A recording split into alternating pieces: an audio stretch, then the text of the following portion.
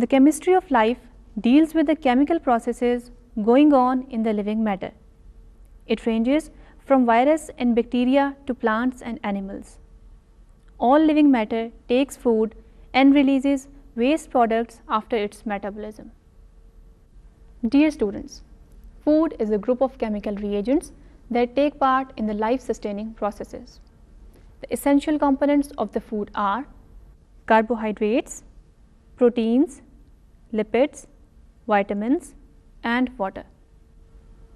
Dear students, first we will review the digestive process of various food components. The food we eat is used by the body as fuel building material and keeps our body healthy. However, it cannot be absorbed through the gastrointestinal tract without the preliminary process of digestion. It is mainly comprised of large and complex molecules of fat, proteins, and carbohydrates. The food we take in enters our buccal cavity. Two types of digestion take place here. One is mechanical and the other is chemical. In mechanical digestion, the food breaks down into smaller particles with the combined grinding action of teeth, movements of tongue and cheek muscles. The chemical digestion is also taking place side by side by the action of saliva. Saliva is secreted by salivary glands. It has an important enzyme called amylase. It acts on carbohydrates and converts it into a simple sugar, maltose. Food mixes with mucus secreted in the mouth and the food particles stick together and form a bolus. It is then transported through esophagus into the stomach. Stomach walls secrete digestive juice containing an enzyme called pepsinogen and hydrochloric acid. Pepsinogen is converted into its active form, that is pepsin, in the presence of hydrochloric acid. Pepsin acts on proteins and yields smaller fragments of polypeptides and peptides. Hydrochloric acid also kills microorganisms contained in the food.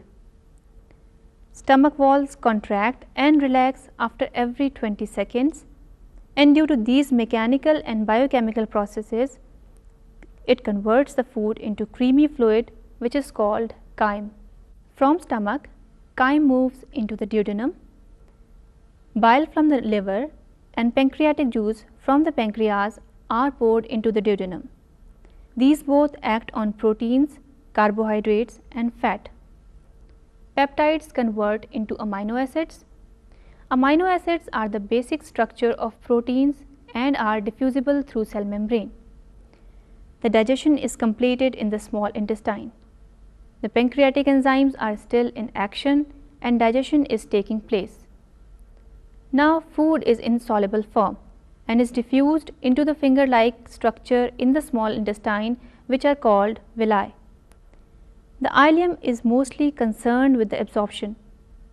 From ileum, the food passes into the blood capillaries and through portal vein it is conducted to the liver, where it is metabolized and distributed to whole of the body. Now Dr. Muhammad Azad will tell us about the essential components of the diet. This was the brief review of digestive process, and now we go with the structural and functional details of the important macromolecules. So macromolecules, the three important groups, the carbohydrates. First we will go with the carbohydrates, then we will go with the structure and function of proteins, and in the end we will go with the structure and functions of the lipids or the fats.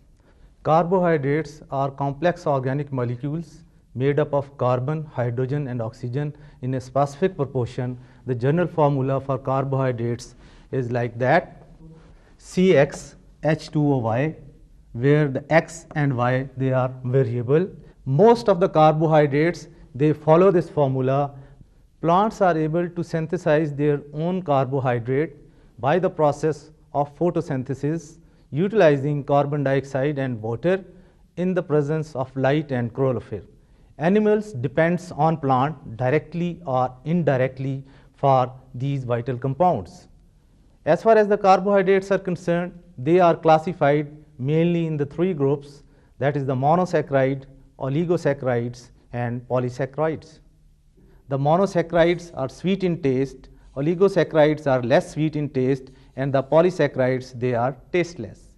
Then there is difference in the solubility of water.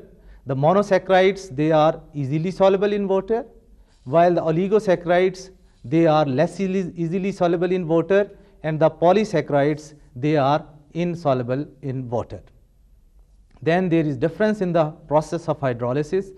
Monosaccharides cannot be hydrolyzed because they are the basic units, while the oligosaccharides on hydrolysis, they yield us 2 to 10 monosaccharides, and the polysaccharides are giving us more than 10 monosaccharides. To start with the monosaccharides, these are the basic units of carbohydrate, and these are usually named with the suffix -ose. They are also classified depending upon the number of carbon atom present in trioses, tetroses, pentoses, and hexoses. The commonly found hexoses in our body are the glucose and fructose. So in case of glucose structure, this is the aldehyde group. So this is called as a aldo sugar or aldoses. In case of fructose, this is the ketone group. So it is a keto sugar or ketosis. But in the body, most of these monosaccharides, they are in the form of solution, and they are in the ring form. The ring form can be of two varieties: a 6-membered ring called as a pyrrole ring, and a 5-membered ring called as a furan ring.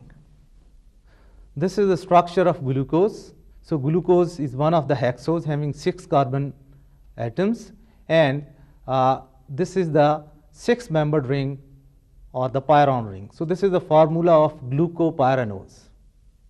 This is another hexose, the fructose, commonly found in our body, and this is found in the form of 5-membered ring called as a furan ring. So this is the formula of fructofuranose.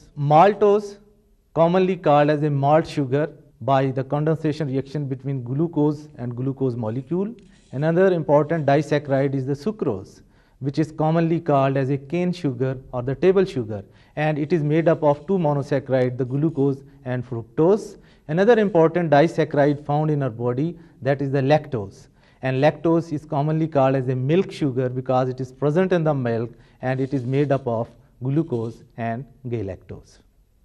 Third variety of the carbohydrates are polysaccharides, which are larger molecule made up of many monosaccharides, more than 10 monosaccharides. They are tasteless and insoluble in water, and on hydrolysis they may be giving a large number, up to hundreds and thousands of the monosaccharides. The two important polysaccharides found in the kingdom Plantae, these are the starch and cellulose, and in case of animal, the important polysaccharide is glycogen.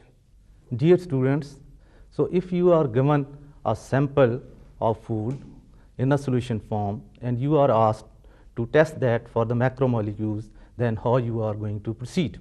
For carbohydrates, there are many tests, but we will restrict ourselves to the 2 tests, that is the molasses test and the iodine test for starch. Molasses test is just performed by taking 2 to 3 ml of the solution to be tested.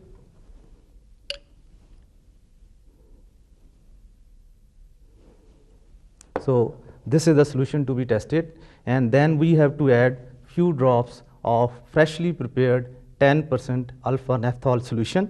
We have to add few drops, and then we have to shake the test tube. So both of these should thoroughly mixed. Then this is the concentrated sulfuric acid, and we have to add few drops of this concentrated sulfuric acid along the side of the test tubes.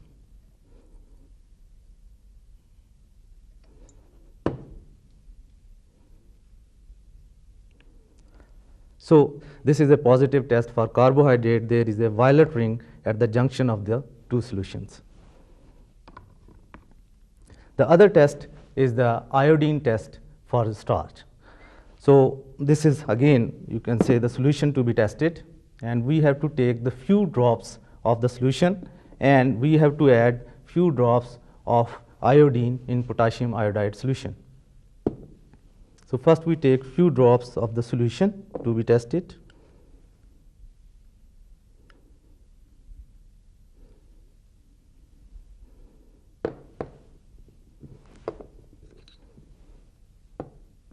And this is the potassium iodine solution in potassium iodide.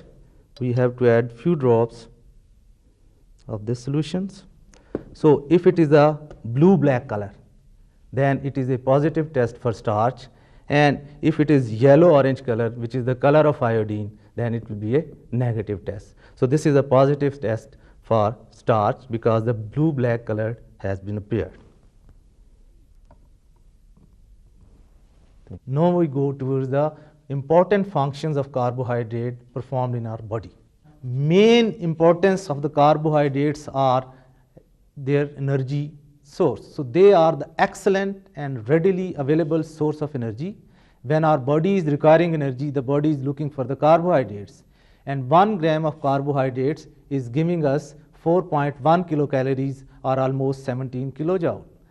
After the energy source, they are also performing an important structural role in building solid, protective and supportive materials. Then they are also performing an important function of food reserves. In case of plant, the food is reserved in the form of starch, while in case of animals, the food is reserved in the form of glycogen. Both are the very important polysaccharides. Then these carbohydrates are also performing a very vital role in the formation of cell membrane. And in the last, most of the body secretions, they are glycoprotein in nature. So these are the carbohydrates in combination with proteins. Now we start with the next group of proteins. As far as the proteins are concerned, these are nitrogenous products which are having, in addition to carbon, hydrogen and oxygen, the nitrogen. So nitrogen is always present in the structure of protein, and usually they are having sulfur and sometimes phosphorus. And these protein molecules, they are made up of amino acid residues which are linked together by peptide linkage. As far as the proteins are concerned, these are of limitless variety. If you are just obtaining the glucose from an earthworm, from a plant, and from the human body, the glucose will always be having the same structure and performing the same functions. But these are the proteins which are different from individual to individuals. So individuality of all the living organisms are due to protein rather than the fats and carbohydrates. Proteins are made up of basic building units which is called as amino acid. Is having one of the amino group and one of the carboxyl group attached to the same carbon atom, which is called as a alpha carbon atoms. All the amino acids, they are having almost this constant structure of amino group and carboxyl group, and they are differing in the hydrocarbon chain or this R portion. Most of the amino acids, they are having a single amino group and single carboxyl group, so they are called as neutral amino acids. But some of the amino acids, they are having more amino groups than carboxyl group, then they are called as basic amino acids. And some amino acids are having more carboxyl groups than the amino groups, then these amino acids are called as acidic amino acids. So these amino acids are linked together to form the molecules of proteins, and this linkage which is formed, it is again by a condensation reaction. So this is one of the carboxyl group and this is the amino groups. So both of these amino groups, amino and carboxyl group, they react, and there is a removal of this water molecule, as a result of which there is a covalent linkage formed between the carbon and nitrogen. And this linkage which is formed between carbon and nitrogen, this is called as a peptide linkage or peptide bond. Many amino acids can be linked in this manner by peptide linkage to give us a long chain of polypeptides. And it is not only the number of amino acids in a specific polypeptide, but it is the sequence of amino acid which is very, very important. Plant cells are able to synthesize all the amino acids they require, but the animals are unable to manufacture all the amino acids in their body. So those amino acids which cannot be synthesized in the body, they are called as essential amino acid, and they are simply essential because our body cannot synthesize that. So we need these essential amino acids in the ready-made form in our food. The structural role of protein. So proteins are making our body structure, like keratin, which is a protein. It is the pure structure in our hair, in our nails, and in our skin, the epidermis of skin. Then the collagen, another important protein, is making the structure of our connective tissue, tendons, bones, and joints.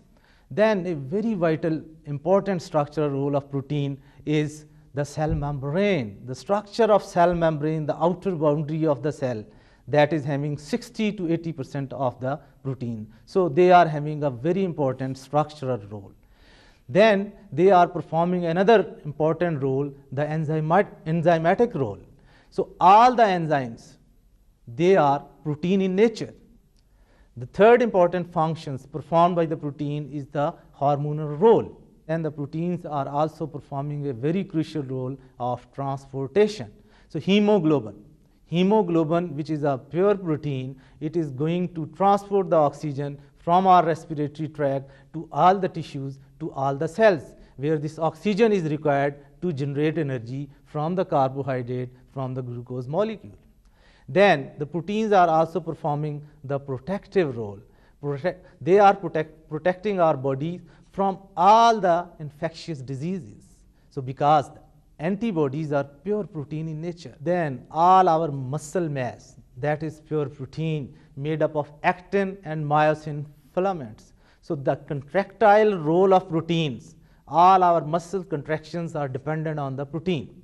And in the end, we can say they are also the energy source, giving almost the equal amount of energy as that of carbohydrate, that is 4.1 kilocalorie per gram. The Burette reagents is made up of the two important chemicals. One is 10% solution of sodium hydroxide and 0.5% solution of copper sulfate. That is the Burette reagent, and this Burette reagent is going to detect the peptide linkages, which are very essential for all the protein molecules. So you have to take the 2 to 3 ml of the solution to be tested.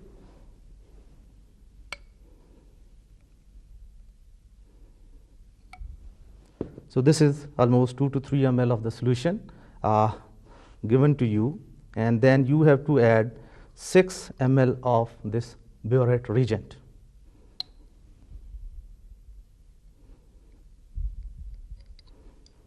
So now you can compare the color of both,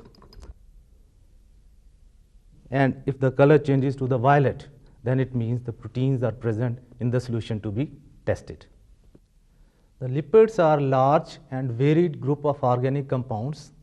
A substance is called lipid if that substance is having 3 properties.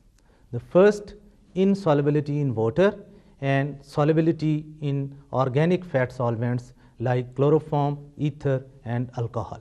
The second, there must be some relationship with the fatty acids. These are usually the esters of fatty acid with alcohol. And third, utilization of that substance within the body.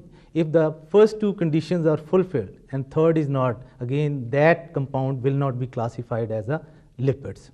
The lipids are classified into 2 main groups, the simple lipids and compound lipids. As far as these simple lipids are concerned, they are esters of fatty acid with alcohol. The glycerol, the esters of fatty acid with glycerol, then this is classified as a fat, the neutral fat or the common fat, also called as a triglyceride or triacyl glycerol. And if these are the esters of fatty acid with any other alcohol except the glycerol, then these are classified as waxes. As far as the compound lipids are concerned, so these are the esters of fatty acid with alcohol plus there is some additional group. The two are very important. First, they are the rich source of energy. The second important function is the storage. The glycogen which is stored in our body, that is to a limited extent, that is only for 24 hours, but the lipids can be stored to a larger extent. So source of energy and the storage function. Then the lipids are also performing an important function of insulation, because the fats are the poor conductor of heat, and that is why most of the animals, they are just having the subcutaneous fat. Just beneath the skin there is the deposition of fat for insulation of the body. Another important function of the lipids is the protection and packing material.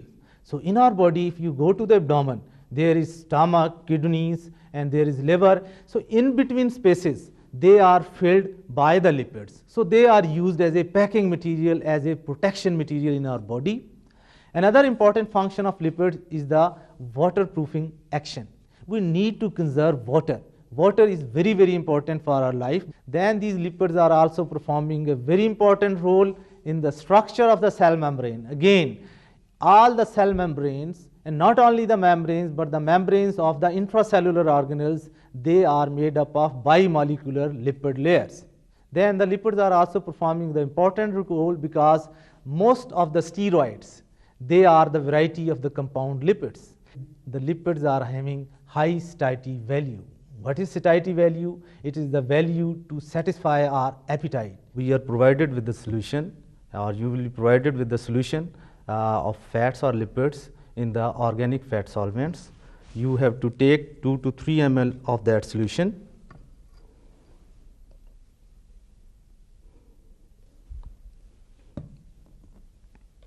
And as you know, the fats and lipids, they are insoluble in water.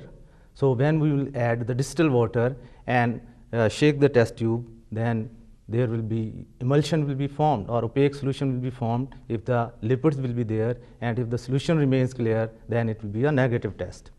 So this is distilled water.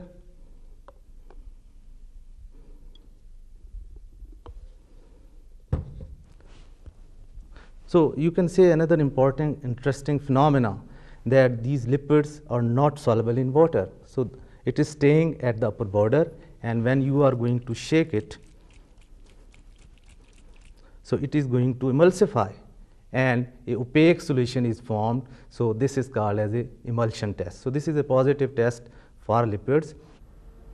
The main points of today's program are: all the living organisms are made of building blocks called as cells. Human diet is multi-nutrient. A complete food must contain the following nutrients: carbohydrates, fats, proteins, and water. This program was about the chemistry of life. See you in next program. Allah Hafiz.